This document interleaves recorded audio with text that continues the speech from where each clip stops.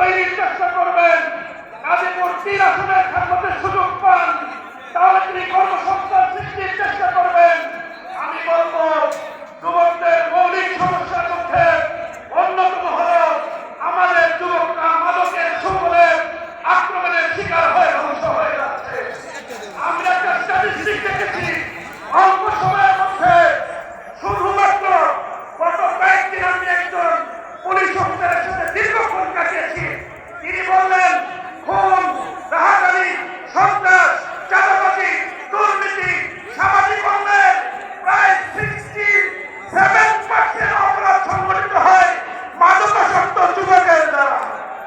বাংলাদেশ জামাত ইসলামী 100% মাদক মুক্ত সংগঠন। আল্লাহ যদি কবুল করে, জামাত ইসলামীর অবিসংবাদিত নেতা তারিক কল্যাণ প্রতীক ডাক্তার শফিকুর রহমান বাংলাদেশের প্রধানমন্ত্রী হন। আমি আপনাদেরকে কথা দিচ্ছি, বাংলাদেশ ক্রিকেট এই মাদক জাদু ঘরে রেখে মানুষকে দেখাতে হবে আর কোথাও মাদক খুঁজে পাওয়া যাবে না। আমি মাদক মুক্ত যুব সমাজ উপহার দিতে পারি।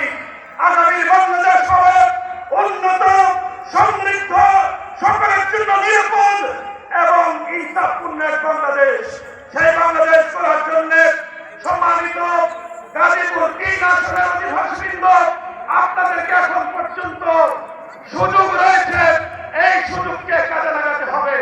প্রতিটি ঘরে ঘরে গিয়ে আমাদের নেতা ডক্টর জাহাঙ্গীর আলম ভাইয়ের সালাম পৌঁছে দিয়ে তারিক কল্যাণকে পরিচিত করে ভোটের মাঠে নিয়ে এসে ভোট প্রদানের সহযোগিতা করে ভোট সংরক্ষণ করতে হবে।